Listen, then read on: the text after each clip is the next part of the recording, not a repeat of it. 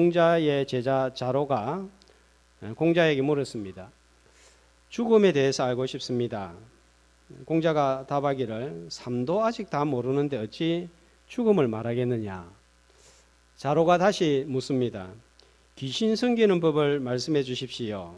공자가 대답합니다. 사람도 다 못 섬기는데 어찌 귀신을 말하겠느냐. 모르는 것을 모른다고 하는 공자의 솔직한 답변입니다.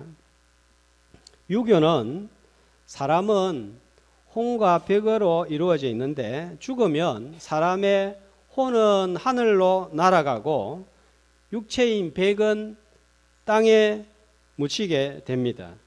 그러나 죽은 후에도 남아있는 혼백은 시간이 지나면서 전부 흩어져서 나중에는 아무것도 남지 않는다고 합니다. 혼비백산이라고 합니다. 부활이 없습니다. 영생도 없습니다.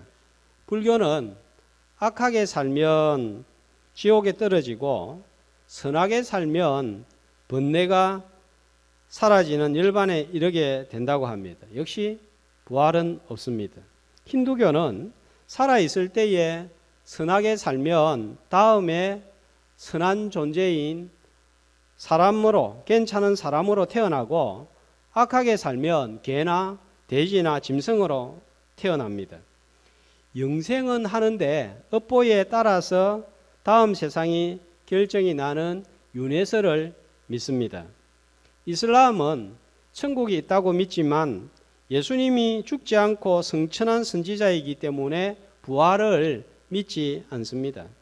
그러나 우리 기독교는 부활이 우리 믿음의 가장 핵심적인 교리입니다. 다른 종교와 구별되는 가장 큰 특징은 우리에게는 부활이 있다는 거예요. 그 부활을 믿고 그 부활을 소망한다는 것입니다. 바울은 고린도전서 15장 19절 20절 말씀에서 만약에 부활이 없다고 한다면 이 세상에서 제일 불쌍한 자가 누구인가? 바로 예수를 믿는다고 하는 우리이다 하는 것입니다. 부활이 없다면 이 세상이 전부이고 천국도 경험할 수 없기 때문입니다. 부활은 죽음을 전제로 합니다. 예수님이 죽으셨다가 다시 살아나신 것은 우리도 이렇게 될 것이다 하는 것을 미리 보여주신 사건이에요. 그래서 우리는 예수 생명, 내 생명, 예수 부활, 내 부활 이렇게 믿고 말을 하는 거예요. 예수님의 생명과 예수님의 부활이 내하고 무관한 게 아니고 똑같다는 것입니다. 장례식에서 우리가 찬송을 부르는 이유는 부활을 믿기 때문입니다. 복음송 가운데 혹은 긴 인생, 어떤 인 짧은 인생, 그러나 누구도 영원히 살 수 없네. 천국이 없다면 인생이란 허무한 것, 너와 내가 영원으로 만날 수 없다면 우리 이별을 어떻게 견디라. 부활이 있기 때문에 슬픔도 견딜 수가 있고 눈물 속에서도 노래할 수가 있고 어둠 속에서도 빛을 볼 수가 있고 절망 가운데서도 소망을 잃지 않을 수가 있습니다. 그러나 우리가 이 부활신앙을 가지고 있는데 이 부활신앙의 문제점이 하나가 있습니다. 부활하면 항상 우리 머리에는 죽은 후에 일어나는 일, 그래서 죽음 후에만 이 부활신앙이 적용이 된다는 거예요. 부활은 참 소망, 산 소망, 새 소망, 큰 소망, 영원한 소망입니다. 이런 놀라운 소망은 죽음 후뿐만 아니라 살아있는 동안에도 붙들고 믿어야 됩니다. 죽은 자가 살아나는 것은 하나님의 능력으로만 가능한 일입니다. 하나님은 죽음에서 생명을 이끌어내십니다. 우리가 살아있지만 죽을 것 같은 한계 상황을 가끔씩 만나지 않습니까? 성도는 한계 상황을 만나도 소망을 가지고 있는 자들입니다. 죽은 자를 살리시는 하나님은 죽을 것 같은 나도 얼마든지 살리실 수 있는 분이시기 때문입니다. 하나님은 죽은 자의 하나님이 아니라 산자의 하나님이십니다. 자, 오늘 부활주일입니다. 죽은 자를 살리시는 하나님의 능력을 붙들고 인생의 어두운 밤에서 인생의 새아침을 맞이하여서 새 사람 되는 역사가 일어나기를 주님의 이름으로 축복합니다. 자, 오늘 우리 본문 말씀은 잘 알고 있습니다. 야곱의 인생을 보면 지금 상황이 죽을 것 같은 한계 상황이에요. 그런데 이 한계 상황에서 벗어나서 새 사람이 되는 것을, 새 인생을 사는 것을 볼 수가 있습니다. 자, 21절 말씀을 한번 보겠습니다. 야곱이 지금 처하여 있는 시간이 언제인가요? 언제이죠? 밤입니다. 야곱의 인생의 어두운 밤이에요. 자, 31절 말씀을 보겠습니다. 어떤 시간을 맞이하여? 어떤 시간을 맞이하죠? 해가 돋았고 했으니까 아침입니다. 야곱이 본문에서 맞는 아침은 매일 맞이하는 아침과 다른 새 아침이에요. 죽을 것 같은 한계 상황에서 일어나서 새로운 역사를 경험했기 때문입니다. 자, 야곱 하면 이름의 뜻이 뭐죠? 발꿈치를 잡다, 또 속이다 하는 뜻을 가지고 있습니다. 이름대로 야곱은 누군가의 발목을 잡고 속여서 원하는 것을 얻어내는 삶을 살았습니다. 형 에서를 팥죽으로 속여서 장자의 명분을 얻었고, 삼촌을 속여서 많은 재물을 얻었습니다. 자신의 힘으로 아내도 얻고 자녀도 얻었습니다. 자신이 원하는 것을 자기 방법, 자기 원하는 대로 다 얻은 거예요. 자, 그러나 언제까지나 야곱이 자기 방법, 자기 힘으로 모든 것을 얻는 것에는 한계가 있습니다.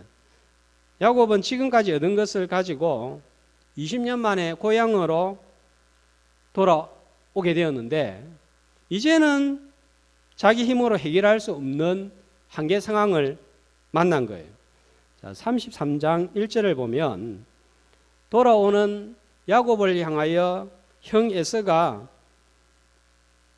어떤 행동을 취합니까? 예, 장정 400명을 거느리고 야곱을 향하여 오고 있습니다. 환영의 일파일까요? 동생이 오니까, 20년만 오니까 잘 왔다, 이게 아니에요. 20년이 지났지만 자신을 속이고 축복을 갈취해 간 야곱에 대한 분노가 이글거리고 있는 것입니다. 자, 이때 야곱 마음이 어떠했을까요? 32장 7절에 보면 이때 야곱의 심정을 잘 표현하는 말씀이 나옵니다. 자, 야곱의 심정이 어때요? 두렵고 답답했는데 그 하나가 더 붙어 있죠. 뭐라고 나와 있습니까? 심히 두렵고 답답했다. 너무너무 두렵고 답답했다 이거죠. 20년간 여러 가지 숱한 어려움들을 많이 만났지만 잘 통과를 했는데, 지금 만나는 상황은 야곱 자신이 어떻게 할 수가 없는 거예요. 자, 이런 한계 상황을 만나면 사람들이 어떤 반응을 보입니까? 대체적으로 세 가지 반응을 보입니다. 첫 번째는 포기하는 거예요. 아이고 나도 모르겠다, 죽자, 될 대로 되라 하는 식입니다. 두 번째는 야곱이 자기가 지금까지 해왔던 것처럼 해볼 수 있는 모든 방법을 다 동원하는 거예요. 세 번째는 이거는 도무지 내 힘으로 안 되는 것이구나 깨닫고 누군가의 도움을 요청하는 것입니다. 야곱은 두 번째, 세 번째 방법을 동원을 했습니다. 모든 인간적인 방법을 다 동원을 합니다. 죽이러 나오는 에서를 향해서 32장 13절 이하에 보면 선물을 준비합니다. 암염소, 순염소, 암양, 순양, 낙타, 암소, 항소, 암나귀, 이거 전부 다 헤아려 보면 550마리입니다. 엄청난 양이에요. 이것을 에서한테 보냅니다. 이유는요, 20절 말씀해 보면 이 선물로 형의 감정을 풀기 위해서입니다. 자, 그리고 그것도 이제 모자란 거예요. 그래서 세 대로 나눕니다. 제일 앞에 누구를 세웁니까? 첩들과 그의 자식들을 세웁니다. 두 번째는 레아와 그의 자식들을 세웁니다. 세 번째로는 제일 아끼는 라헬하고 요셉을 세우는 거예요. 야곱의 편애가 여기에서 드러나는 거예요. 인간적인 모습들이 드러나는 거예요. 한때를 치면 다른 한때는 도망하도록 하기 위해서입니다. 그리고 야곱은 제일 뒤에 남았습니다. 선물도 준비하고 방법도 준비하고 온갖 것을 다 동원을 했습니다. 그런데 여러분, 이 방법으로 해결이 되겠습니까?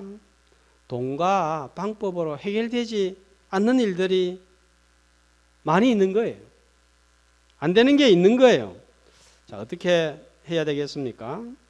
야곱은 자신의 한계 상황 가운데서 할 수 있는 방법을 다 동원을 했습니다. 그런데도 두렵고 답답한 거예요. 자, 그래서 24절 말씀해 보면 야곱은 어떻게 합니까?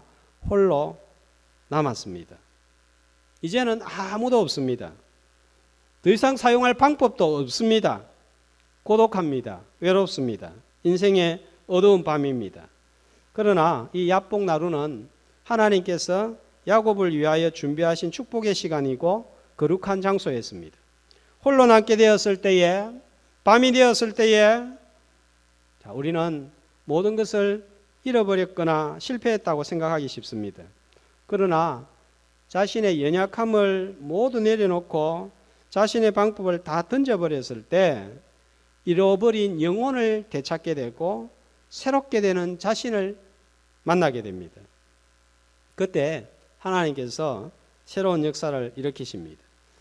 한문으로 궁적통하는 말이 있습니다. 의미는 궁하면 통한다 하는 거예요. 닥치면 하게 돼 있다 하는 것입니다.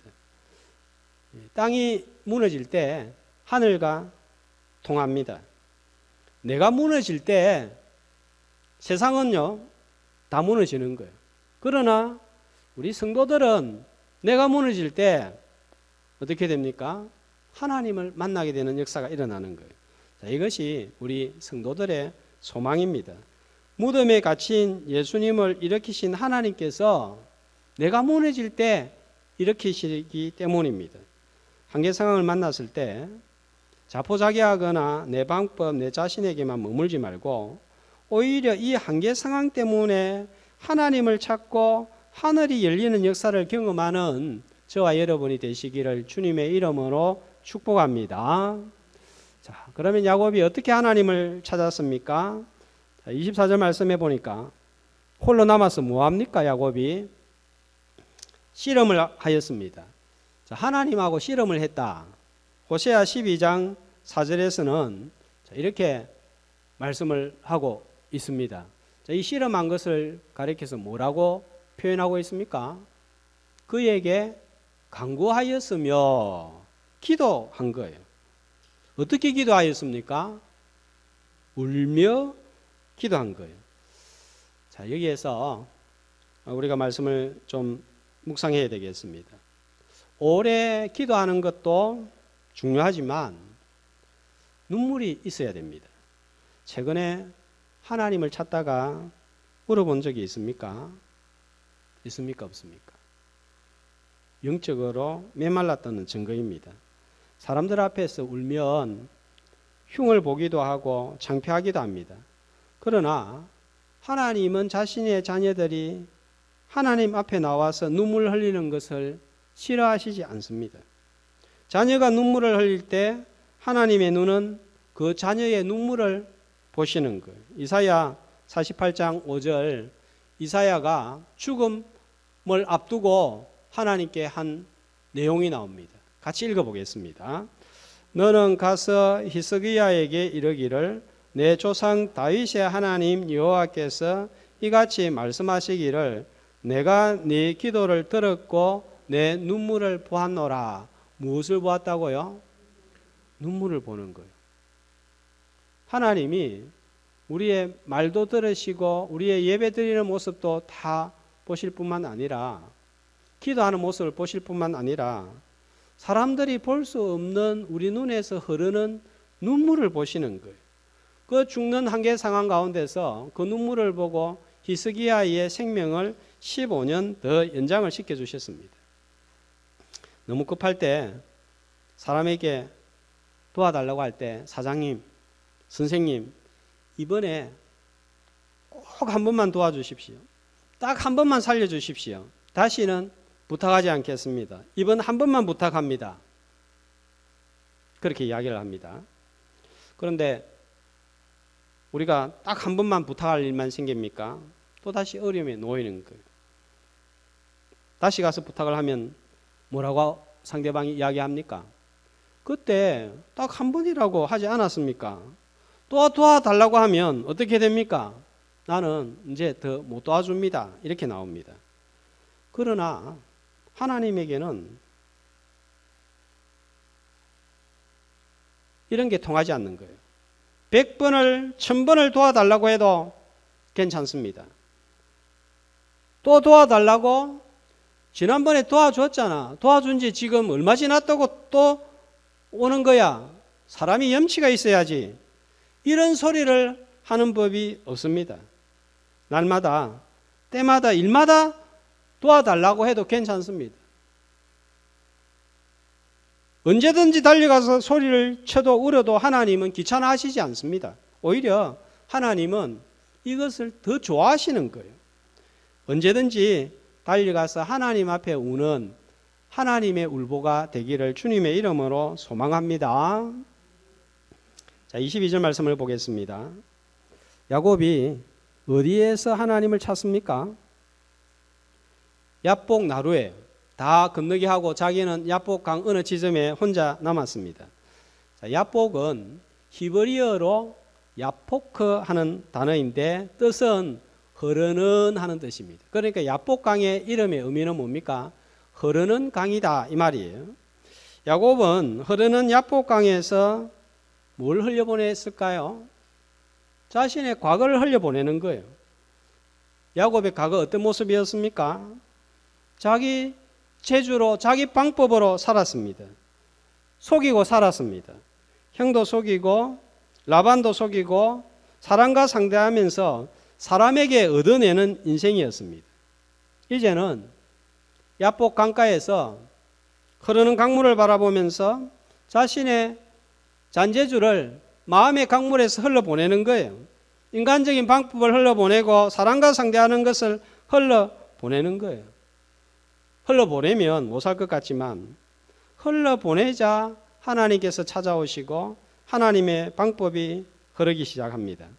한계 상황 가운데서 나를 흘려보내고 죄를 흘려보내고 내 방법을 흘러보내고 하나님의 방법인 샘물결이 우리의 마음의 강물에 흐르게 되는 부활주일 아침이 되기를 주님의 이름으로 축복합니다. 25절 말씀을 보겠습니다. 이렇게 하나님을 간절히 찾는 가운데 어떤 일이 일어납니까? 어떻게 되죠? 허벅지 관절이 부러지는 거예요.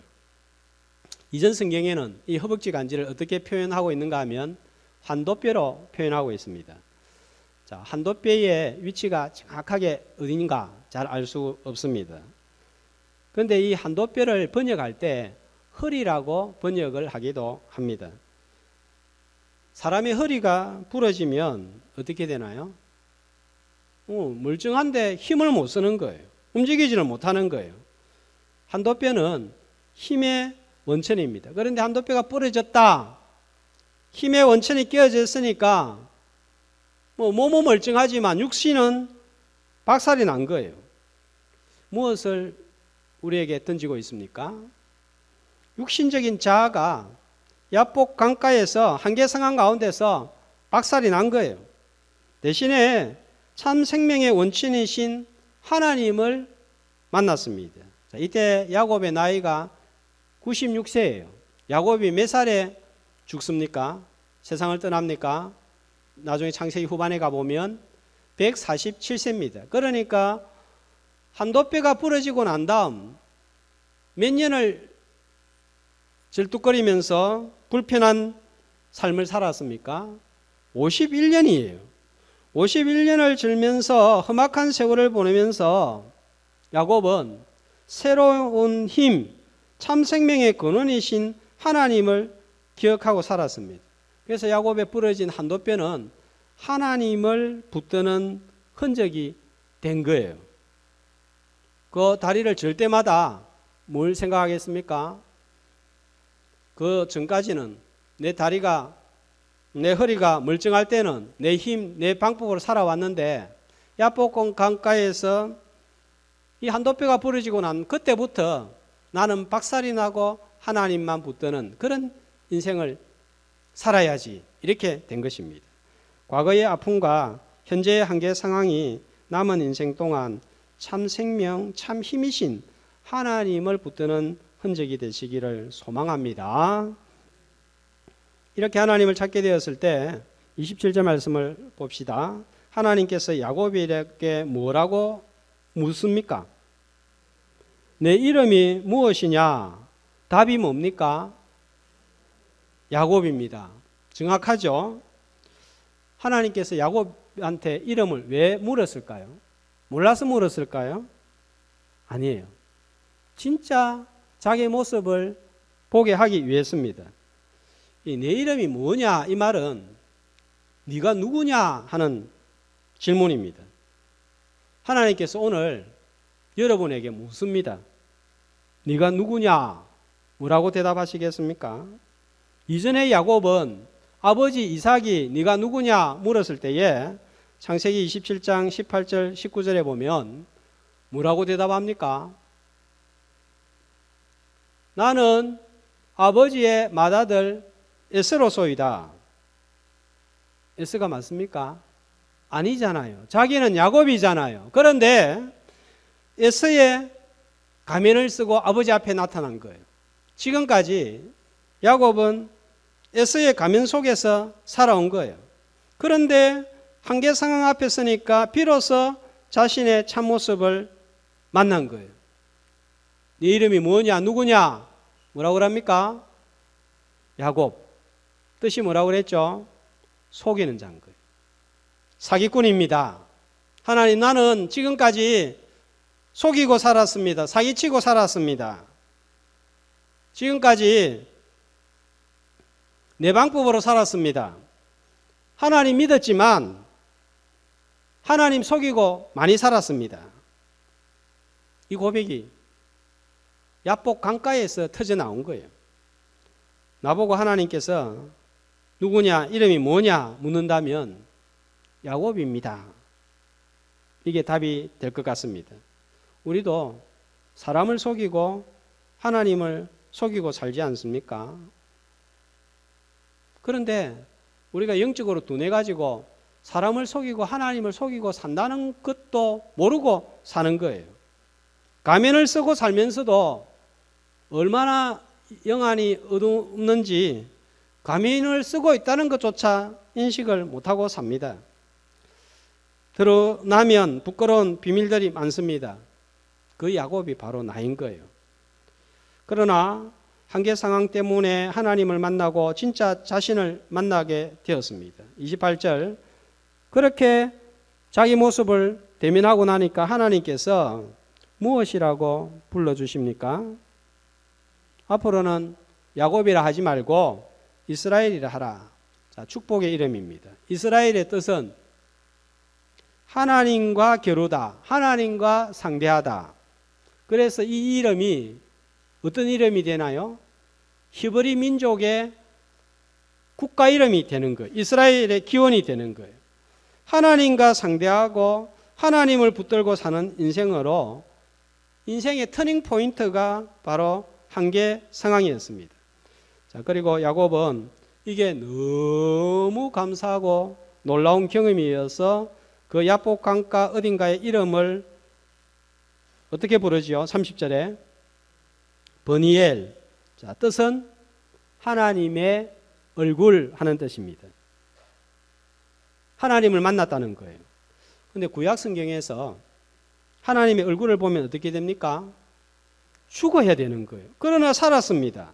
죽을 것 같은 한계 상황에서 하나님을 만나자 사람이 변화되고 사는 역사가 일어난 거예요. 자, 그렇게 자신의 진짜 모습을 대면하고 이제 하나님 붙드는 인생이 되어야지. 그렇게 새 사람으로 변화되었을 때 31절 어떤 시간을 맞이하였지요? 아침을 맞이하는 거예요. 새 아침을 맞이했습니다. 새 아침, 새 사람이 된 거예요. 하나님을 붙들고 자신이 변하면 또 변하는 것이 있습니다. 33장 4절에 보면 죽이러 오던 에서가 어떻게 합니까? 33장 4절 같이 읽습니다. 에서가 달려와서 그를 맞이하여 안고 목을 어긋맞추어 그와 입맞추고 서로 우니라. 처음에 400명의 장정 데리고 올 때는 뭐 하려고 나온 거예요? 해하려고, 죽이려고 나왔는데 이제는 끌어안고 입맞추고 서로 울고 화해하는 그런 놀라운 역사가 일어난 거예요. 잠언 16장 7절은 이렇게 말씀합니다. 한 목소리로 사람의 행위가 여호와를 기쁘시게 하면 그 사람의 원수라도 그와 더불어 화목하게 하시느니라. 죽을 상황에서 하나님을 끌어안고 하나님께 입맞추고 하나님께 울면 사람도 끌어안고 사람도 입맞추고 사람도 우는 거예요. 많은 부분에 있어서 환경이 변화되도록 기도하는데 그러나 어떤 때는 내가 변화되면 환경은 하나님께서 저절로 변화시켜 주시기도 합니다. 하나님은 내가 야복 강가에서 과거를 흘려보내고 내가 진짜 누구인지를 깨닫기를 원하는데 그거는 제쳐두고 자꾸 형에서만 오는 것을 피하려고 하면 거기에서 벗어나지 못하는 거예요. 그러나 내가 하나님 앞에 새 사람이 되면 하나님이 새 아침을 맞이하게 해주시고 이렇게 환경을 변화시켜 주시는 거예요. 1970년 4월 11일 3명의 미국 우주인을 태우고 달을 향하여 아폴로 13호가 발사되었습니다. 그런데 우주선의 산소 탱크가 폭발하여 파워 시스템이 파괴되고 달 착륙을 포기하고 지구로 귀환을 합니다. 이 사고는 확률상 100만 분의 1에 속하는 극히 일어날 수 없는 사고였다고 합니다. 아무리 사람이 준비를 잘해도 이런 일이 생길 수 있는 거예요. 한계 상황을 맞이한 것입니다. 우주비행사 3명은 영원한 우주의 미아신세가 될 위기에 놓이게 되었습니다. 이때 미국 상원의 결의로 닉슨 대통령을 비롯해서 우주비행사의 무사귀환을 위해서 4월 19일 9시를 기하여서 전 국민이 우주인들의 무사귀환을 위하여 기도하는 시간을 가졌습니다. 그리고 얼마 후에 3명의 우주비행사들은 기적적으로 한계 상황 가운데 무사히 지구로 도착하고 저렇게 바다에 캡슐이 떨어졌습니다. 구조된 우주비행사가 제일 처음 한 일은 캡슐에서 나와서 대기하고 있던 군종 목사님과 손을 잡고 하나님께 감사 기도를 드리는 일이었습니다. 자, 이것이 영화로 만들어졌는데 아폴로 13호입니다. 오늘은 한계 상황인 무덤에 갇혀 있는 주님이 무덤을 열고 부활하셔서 새로운 몸을 입으신 새 아침입니다. 그 주님은 지금도 살아계십니다. 우리와 함께 하고 계십니다. 한계 상황 가운데서 울면서 과거를 흘러보내면서 나는 죽고 자신이 야곱임을 깨닫고 주님을 만나 새 아침을 맞이하고 새 사람 되는 역사를 경험하는 저와 여러분이 되시기를 주님의 이름으로 소망합니다. 자, 한번 조용히 마스크 쓴 채로 마음으로 한번 기도합시다. 하나님, 오늘 부활주일입니다. 늘 부활 생각하면 죽고 나면 일어나는 일이다 생각합니다. 그러나 이 부활신앙이라는 것은 죽음 후에만 적용되는 것이 아니라 내가 무덤에 갇혀 죽을 것 같은 한계 상황에 만났을 때도 적용이 되어야 됩니다. 힘이 답답하고 두려운 순간 앞이 보이지 않는 어떤 문제에 부딪혀 있고 너무 큰 절벽이 버텨 서 있습니다. 하나님, 죽을 것 같습니다. 그러나 죽은 예수님을 무덤에서 일으키신 하나님의 능력은 죽을 것 같은 나도 얼마든지 살릴 수 있습니다. 하나님, 이 한계 상황 가운데서 눈물이 있게 하시고 과거의 부끄러운 일들과 죄악들 마음의 강물로 흘러보내게 하시고 내가 중심적으로 누리고 있던 한도뼈가 부러져서 이제는 육신이 자아가 박살나고 하나님 붙드는 그런 믿음을 가지게 하셔서 하나님, 더 이상 야곱으로 살지 말고 이스라엘로 살게 하여 주옵소서. 그렇게 한번 기도하고요. 우리 또 예배에 참석하지 못하는 분들 하나님께서 또 은혜 주셔서 우리가 예배 시간에 드리는 동일한 예배가 그 가정 가운데, 그 자리 가운데 임하게 하여 주옵소서. 한번 기도합니다. 하나님 아버지, 코로나 바이러스로 온 세상이 두렵고 혼란스러운 가운데 부활주일 아침을 맞이합니다. 하나님이여, 해마다 맞이하였던 부활주일이 왜 이렇게 어려운지요. 하나님, 우리로 하여금 부활의 아침을 맞이하게 하신 것 감사합니다. 이제 부활신앙이 죽은 후에만 적용되는 것이 아니라 살아있는 내 삶 가운데 적용되게 하여 주시옵소서. 하나님, 부활주일 아침을 맞이하지만 너무 큰 벽들이 서 있습니다. 한계 상황을 자주 만납니다. 하나님 아버지, 하나님 앞에 눈물이 있는 야복 강가가 오늘 이 자리가 되기를 원합니다. 하나님 앞에 울어본 지가 얼마나 되었습니까? 한 달 전, 두 달 전, 1년 전 예수 처음 믿을 때 그렇게 울어본 적이 없기 때문에 마음은 냉랭하고 내 방법밖에 생각이 나지 않습니다. 하나님, 야복강 흐르는 강물을 바라보면서 마음의 강물에 내 방법을 흘러보내고 죄를 흘러보내고 과거를 흘러보내는 이 아침 되게 하여 주옵소서. 하나님, 내가 그동안 중심으로 삼았던 한도뼈가 부러지고 육신은 박살이 나고 참 생명의 원천이신 하나님 만나기를 원합니다. 이제는 더 이상 야곱으로 살지 아니하고 이스라엘로 사는 그런 은혜를 허락하여 주옵소서.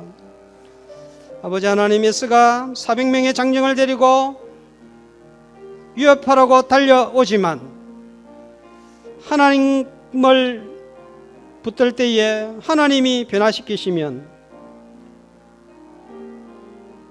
목을 끌어안고 입 맞추고 우는 그런 화해의 역사도 일어날 줄로 믿습니다. 오늘 가정에서 예배를 드리는 우리 성도들 기억하여 주시옵소서. 하나님, 제자리에서 반듯하게 앉아서 하나님을 예배할 때에 동일한 하나님의 은혜가 임하는 부활의 아침이 되게 하여 주옵소서. 빨리 교회에 나오고 싶지만 그러지 못한 여러 사정과 이유를 가진 저들을 불쌍히 여겨주시고, 하나님, 그러나 우리에게 오늘 주신 동일한 은혜가 저들의 심령에 임하게 하여 주시옵소서. 이제 과거는 마음의 강물을 따라 흘러가고 하나님의 방법인 샘물결이 임하는 이 아침이 되게 하여 주시옵소서.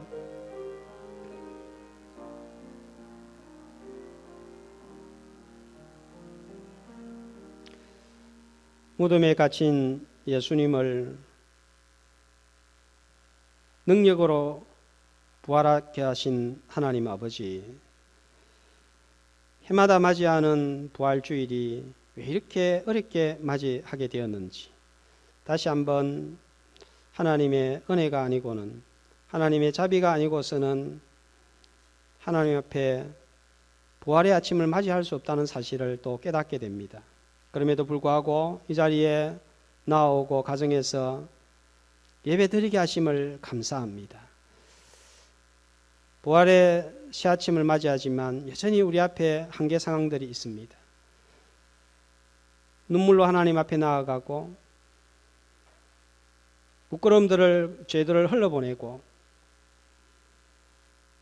또 하나님의 힘의 원천으로 삼을 때에 야곱의 인생은 옛자는 물러가고 이스라엘로 거듭나는 부활의 아침이 되게 하여 주시옵소서. 물질의 영역에도 하나님께서 은혜 주시기를 간절히 원합니다. 코로나 사태로 인하여 온 성도들의 가정이 어렵고 힘들고 생업의 현장이 곤란함을 겪고 있습니다. 그럼에도 불구하고 믿음으로 드리는 11조와 부활절 감사헌금과 또 작정헌금 가운데 역사하셔서 채우시는 공급하시는 하나님의 은혜가 임하게 하여 주옵소서. 이 물질이 사용되는 곳마다 새아침 새사람의 역사가 일어나기를 소망하고 우리 주 예수 그리스도의 이름으로 기도드리옵나이다. 아멘.